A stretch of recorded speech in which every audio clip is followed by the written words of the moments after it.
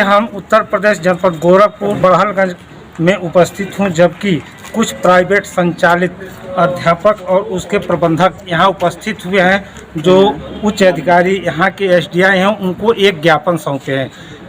किस लिए ज्ञापन सौंपे हैं, इनका क्या उद्देश्य रहा है, इसी के संदर्भ में हम बताने का और अपने चैनल के माध्यम से जनता तक पहुंचाने का कार्य करेंगे। सबसे पहले सर, आपका इस चैनल में स्वागत है। जी धन्यवाद। आप लोग यहाँ एकत्रित हुए हैं लगभग 50 की संख्या में। क्या उद्देश्य रहा कि आप लोगों को इस बड़हलगंज बीआरसी पर इकट्ठा होना पड़ा?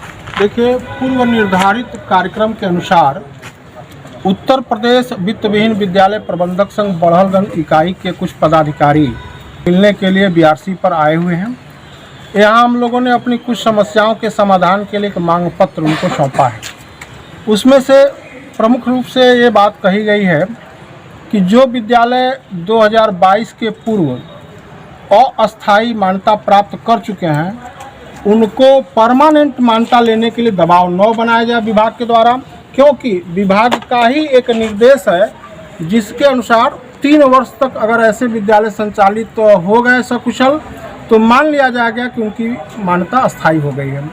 और उस आदेश में यह भी लिखा गया है कि ऐसे स्कूलों को परमानेंट मान्यता देने का कोई प्राविधान नहीं है। एक बात तो यही यहाँ पे हम लोग कहने के लिए आए हुए थे।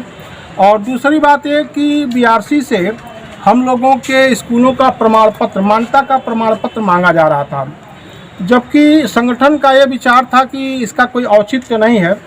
जनपद के किसी भी ब्लॉक में इस तरह की मांग नहीं की जा रही है। और दूसरी बात कि सारा रिकॉर्ड विभाग के पास ऑलरेडी उपलब्ध है। इन्होंने मान्यता दिया है, इनके पास ऑलरेडी एक सूची है कि किन किन विद्यालयों की किस स्तर की मान्यता है। तो बार बार ऐसे मान्यता के प्रमाण पत्र को मांगना हम लोगों को एक हरासमेंट करने जैसा काम था। ये बात भी हम लोगों ने यहाँ पे रखी है। कुछ विद्यालय ऐसे हैं जो 0 मान्यता प्राप्त हैं, उनको भी विभाग संज्ञान में ले, ये बात भी रखी गई है।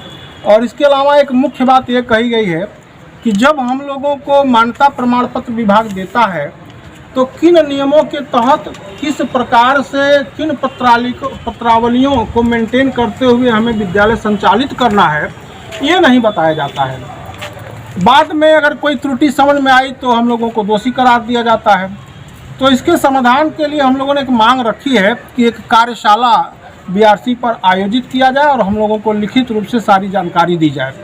ये सब बातों को लेकर के हम लोग यहाँ पर तो खंड शिक्षा अधिकारी द्वारा क्या बताया गया है जब आप कार्यशाला की बात की? शिक्षा अधिकारी के द्वारा ये आश्वासन दिया गया है कि जो भी आपकी मांगे हैं वो उचित हैं, जायज़ हैं और सारी बातों को मानते हुए आप लोगों को विद्यालय संचालन में कोई कठिनाई उत्पन्न नहीं किया जाएगा। इस आशय का उन्होंने आश्वासन दिया है।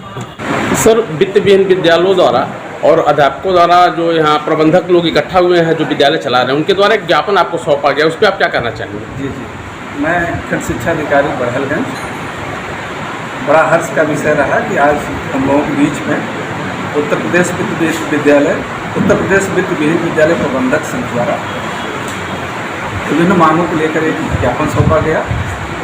बड़ी अच्छी स्वस्थ परिचर्चा हुई और मेरी तरफ से आश्वस्त किया गया कि आपकी सभी समस्याओं का समाधान शीघ्र किया जाना है।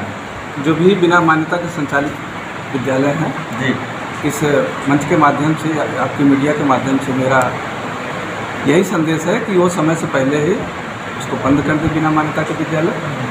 और इस संबंध में मेरे द्वारा शीघ्र निरीक्षण किया जाएगा। अगर इसमें बिना मान्यता संचालित पाए जाएंगे तो नियमानुसार कार्रवाई की जाएगी। सर, उस कार्रवाई में क्या होगा, कृपया मीडिया के सामने बताने की कोशिश करें। अब जो भी लिखा पढ़ी मैं बीएससी साहब को करूँगा, अंतिम मीडियम। क्या आर्थिक रूप से कोई दंड भी लगता है क्या सर? अब उसकी नियमावली में है, क्या कुछ बता दीजिए सर। अब देख के बताना होगा सर। जो मान्यता